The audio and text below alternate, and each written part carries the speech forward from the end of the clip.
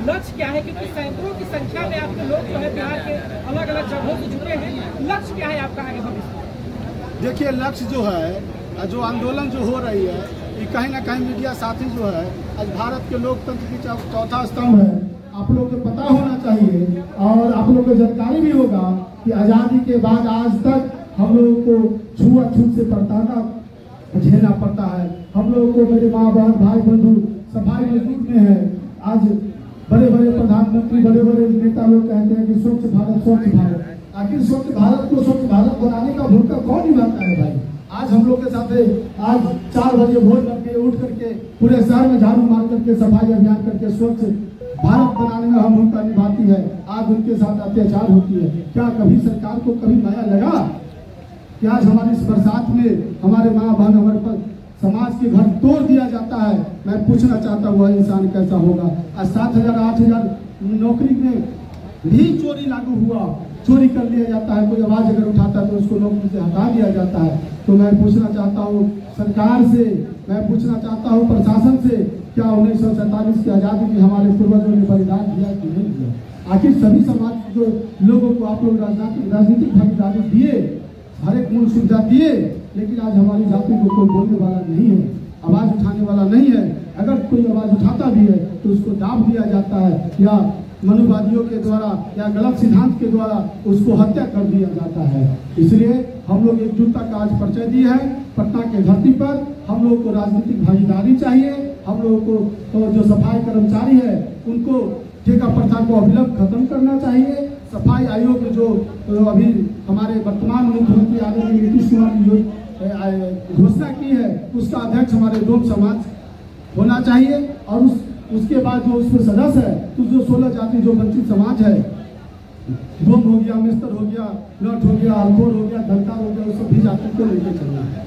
इसलिए हम सरकार से मांग करते हैं कि 2025 की चुनाव में अब बहुत हुई, बहुत हम लोग को प्रताड़ना और ठगने और छलने का काम किया है। आज आप लोग देख लीजिए, जितने भी राजनीतिक पार्टी है उसमें अच्छे अच्छे पद पे भी हमारे समाज के लोग झंडा उठाने करके और विधायक को जिताने और हराने में काम करती है। आज हमारे समाज में भी अच्छे अच्छे विद्वान लोग हैं, डॉक्टर है, इंजीनियर है, IAS ऑफिसर है, IPS है, लेकिन एकमात्र राजनीतिक भागीदारी नहीं मिलने के कारण आज हमारे समाज हर एक मूलभूत सुविधा से वंचित है।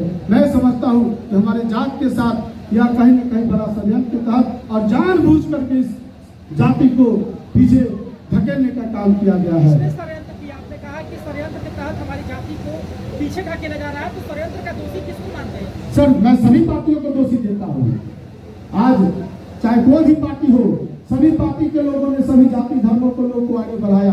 क्या मेरा जाति नहीं है उसमें? क्या हम भारत के निवासी नहीं है? क्या मैं मूल निवासी नहीं हूँ? क्या मेरा योगदान भारत की आजादी में नहीं था? क्या मेरा पूर्वज क्या बलिदान नहीं दिए होंगे? तो यह चीज कहीं ना कहीं हम लोग को आत्मा पर ठेस पहुंचती है। आज हमारे भारत में एक से एक विद्वान लोग होंगे। आज हमारे भारत के प्रथम दलित कवि हीरा डोम, आज भी उनके बड़े बड़े विद्वान रिसर्च करते हैं उस पर, कभी भी उनका नाम से कोई भी बिहार में एक भी सामुदायिक भवन, चाहे कोई कॉलेज, डिग्री कॉलेज, उनके नाम से नहीं बनाया गया है। तो यह पता चलता है, यह सोचने पर मजबूर करता है कि कहीं न कहीं हमारे समाज को इतिहास को मिटाने का काम हो रही है। आपने कहा आपका संगठन बड़ा है, पूरे बिहार में जो है आपके संगठन के लोग हैं, काफी संख्या बल है आपके पास। तो आपने कहा कि राजनीतिक भागीदारी चाहिए, तो क्या आप किसी दल या गठबंधन को ज्वाइन करेंगे या अपने संगठन के साथ चुनाव लड़ने की होगी? आपका बहुत अच्छा क्वेश्चन है। मैं यहाँ पर मीडिया साथियों के सामने मैं यह आश्वस्त करना चाहता हूँ कि हम लोग किसी पार्टी को समर्थन नहीं कर रहा हूँ। जो पार्टी, चाहे वह कोई भी पार्टी हो, अगर हमारे समाज को डरा लगाएगा तो हम भी उससे समर्थन करूंगा। अगर 2025 में अगर हमारे समाज को भागीदारी नहीं मिली तो हो सकता है कि हम लोग वोट बहिष्कार करनी पड़ेगी। क्या सीटों की मांग कर रहे हैं? बिल्कुल मांग करेंगे। आज बाबा साहब ने कहा था कि मेहतर हो या राजा हो, सबका वोट एक समान। जब हमारी वोट से आप गद्दी पे बैठने का काम करते हैं तो उसमें हमारे साथ छुआछूत की प्रताड़ना, हमारे साथ अनेकों समस्या। आखिर क्यों? क्या ऐसा नियम आप लोग का चालू है? एक से एक योजना तो आती है, एक से एक पेपर में, टीवी में देखने को मिलता है कि दलित समाज के लिए, भूमिहीन परिवारों के लिए, सफाई कर्मचारियों के लिए, दलित के माँ बहन लिए आखिर वो योजना कौन खा जाता है, तभी कोई सोचने का काम किया। आज जनगणना हुई, जनगणना में हमारे समाज को बहुत कम संख्या दर्शाने का काम किया, तो वहाँ भी हम लोग के साथ तालमेल किया गया है। आपने कहा कि राजनीतिक भागीदारी चाहिए, बिहार में 243 को विधानसभा की सीटें, बिल्कुल राजनीतिक भागीदारी की मांग करते तो कितने सीटों को दावा करेंगे, कितना आपको मिलना चाहिए? हम लोग को कम से कम 20 सीट मिलना चाहिए। जनसंख्या कितनी आपकी बिहार में? हम लोग का 80 लाख प्लस जनसंख्या है। आज मैं बता देना चाहता हूँ एक चीज कि हम लोग की जाति एक छोटा मोटा कोई खिलौना और एक छोटा मोटा संतान नहीं है। आप भारत के किसी भी कोना में जाइएगा तो दो समाज की चर्चा होती है, सब जगह मेरा समाज है। अगर जरूरत पड़ेगा तो यही भारतीय डोम अधिकार मोर्चा पूरे भारत के लोगों और भारत के डोम समाज से आह्वान करके और दिल्ली के जनता मंच पर विकसित करने का काम करते हैं। आपने किसी पार्टी में गठबंधन करने का कुछ सिद्धांत को रखा है? हम किसी भी पार्टी के लिए हम लोग को अधिकार मांगते मांगते भैया 80 साल बिता चुके हैं। अब लगता है कि मांगने से जब नहीं मिलेगा तो हम लोग बाबा साहब के वंशज या छीन करके मिलेगी का ताकत रखकर संविधानिक तरीका से। इसलिए लोग को मन में है कि जो समाज से लाला से शुरू होकर झाड़ू तक खत्म होता है, लेकिन ऐसा नहीं है। जब हमारे समाज के लोगों ने कलम उठाया तो संविधान लिखा और हथियार उठाया तो भीमा कोरेगांव लिखाया। इसलिए हम लोग लड़ाकू विमान है और लड़ाकू संविधान के तहत संवैधानिक रूप से हम लोग अपना हक अधिकार नहीं करेंगे। आप कहां से दावेदारी करेंगे इस बार? देखिए, अभी हम कुछ कहा नहीं जा सकता है और यहाँ कोई राजनीतिक पार्टी की बात नहीं हो रही है, यहाँ कोई दावेदारी की बात नहीं हो रही है। हम लोग अपना डोम समाज की जो समस्या है, जो हमको हक अधिकार की बात है, वह बात हम लोग आज मांग रखते हैं। आप लोगों के समाज में साक्षरता दर जो है बहुत ही कम बताया जाता है और रोजगार दर भी बहुत ही कम है, तो अपने संगठन के माध्यम से लोगों को शिक्षित करने के लिए और रोजगार में बढ़ावा देने के लिए क्या क्या प्रयत्न करेंगे? देखिए, सबसे पहले आपने बहुत अच्छा बात बोला, लेकिन आज आज़ादी के 80 साल के बाद अगर कोई सरकार कहती है और आप लोग मजबूर है बोलने के लिए कि शिक्षा के अभाव है, तो कहीं ना कहीं हम लोग को भी संजीदगी महसूस होता है। 80 साल में करोड़ों अरबों रुपया सरकार की योजना आती है और उस योजना शिक्षा के प्रति सबसे ज्यादा आता है, स्वास्थ्य के प्रति आता है, सड़क के प्रति आता है। लेकिन क्या बिगड़ना है कि आज भी के समाज के दलित समाज के बीच में गाँव में जाइए तो रास्ता नहीं मिलेगा। शिक्षा के लिए अच्छा स्कूल कॉलेज नहीं, सब नाम पर और काम चलता है कागज पे। और शिक्षा इतना महंगा हो गया कि आप जोड़िए ना, आप जोड़ने का चीज है कि शिक्षा इतना महंगा हो गया और सफाई मजदूर को वेतन हाफ हो गया। आखिर कहाँ से फूल हो जाए, तो कहीं ना कहीं हकमानी हो रही है ना।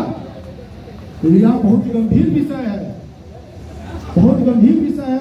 मैं तमाम मीडिया साथी, मैं शासन प्रशासन तो मैं आग्रह करता हूँ, विनती करता हूँ कि आप भी हमारे समाज के बीच में कभी एक रात गुजार कर देखिए, किसी सफाई मजदूर से बात करके देखिए और जाकर के देख लीजिए कि बारिश के दिन में जब छत टपकता है ना और उसको नौकरी के निकाल दिया जाता है तो बच्चा जब रोता है दूध के लिए उसके पास पैसा नहीं मिलता है। आखिर आप समझते हैं कि उस माता को क्या होता होगा कि अपना पति से कहता था हमको 10 रुपया दीजिए, पति जाकर के रोड पे गिरा रहता कि सलाह जिंदगी में खाना कहाँ से और पैसा कहाँ से। इस दर्द को हम सरकार के तहत आप लोग से आग्रह करता हूँ, इस दर्द को आप लोग दिखलाइए, तभी मैं समझूंगा कि आप भारत के चौथा लोकतंत्र का स्तंभ है। जो दर्द में आज हम लोग घेर करके यहाँ तक आए हैं, उस दर्द को मैं बयान कर रहा हूँ और हम लोग अपना हक अधिकार के लिए लड़ूंगा, लड़ने का और संघर्ष करने का आदी हूँ, संघर्ष करूंगा। जरूरत पड़ा तो हम लोग अनशन भी करूंगा, चक्का भी जाम करूंगा। बिहार में खास करके पूरे देश की बात छोड़ दी, बिहार में आपके समाज से कोई विधायक सांसद हुए कि नहीं? भैया, मैं बता देना चाहता हूँ कि आज से आज़ादी के कुछ साल बाद किया था, हमको लगता है 80-85 में 1965 में हमारे समाज को एक कांग्रेस की तरफ से बनाया गया। एमएलए थे, मीरा देवी जी का नाम था। उसके बाद आज तक किसी भी उसके बाद कभी भी हम लोग को आज तक राजनीतिक भागीदारी से कोसों दूर रखा गया है। कभी टिकट मिला ही नहीं, कभी नहीं मिला टिकट, न टिकट मिला। इतना बड़ा आज लमसम 15-16 आयोग है, क्या उस आयोग में मेरा समाज का एक एक व्यक्ति को भी अगर 5 आयोग में बैठा देते तो क्या मेरा समाज तो उत्थान होता या नहीं होता? मैं आप ही लोग से पूछना चाहता हूँ, आज होता कि नहीं होता? आज हम लोग पैसा चंदा छुट्टी करके हमारे समाज और जो समाज के शुभचिंतक लोग हैं, अदर जात के लोग भी हम लोग का सपोर्ट किए हैं और किए हैं, तो क्या आज हम लोग की आर्थिक स्थिति ठीक रहता तो हम लोग और भी आगे और मजबूत होगा। लेकिन जिस तरह से हम लोग लड़ाई करते हैं, जिस तरह से पढ़ते हैं, आज हम लोग को कहीं ना कहीं हमारी होता है। एक अंतिम सवाल रहेगा कि देखिए बिहार में अभी शराबबंदी है, जिस समय शराब चालू था उस समय आपके समाज या कई समाज के लोग हैं जो पिछड़े समाज से आते हैं, उन लोगों के लिए एक छोटा सा रोजगार का माध्यम था। तो क्या शराबबंदी से आप लोगों को भी कोई प्रभाव पड़ा? भैया शराबबंदी का हम सपोर्ट करते हैं, हम उसका समर्थक भी है, लेकिन जिस तरह से आज शराबबंदी के नाम पर लूट घसोट पूरे बिहार में चल रहा है, तो मैं सरकार से भी मांग करता हूँ कि आप दलितों पर अत्याचार बंद करो और जाकर के जितना एसपी डीएसपी दिए और जितना थाना प्रभारी सब पहले उसका संपत्ति का जांच करें। आखिर उसका वेतन इतना है और उसका फ्लैट दिल्ली में, कभी कलकत्ता में, तो कभी दिल्ली में कहाँ से फ्लैट आता है, फॉर्चूनर चले कहाँ से पैसा आता है, उसमें कभी कोई सरकार कोई प्रशासन उसके इनकम टैक्स कहाँ चले गए भैया? और हमारे समाज धोखा से भी अगर पी करके कहीं चला गया तो बेमतलब के जबरदस्ती उसको पकड़ेगा। यही मैं समझता हूँ आज सबसे बड़ा कोई गुंडा है तो पुलिस प्रशासन। आज देख लीजिए जबरदस्ती दारू पीने वाला को पकड़ता है, बेचने वाला कहाँ गया? कहाँ बेचने वाला? कौन आखिर बॉर्डर पार करवाता है? कौन आखिर घर में दारू बेचवा रहा है? किसको पता नहीं है? आप सिपाही हर एक गाँव में रखे हुए हैं, आखिर आप तक जानकारी कैसे नहीं?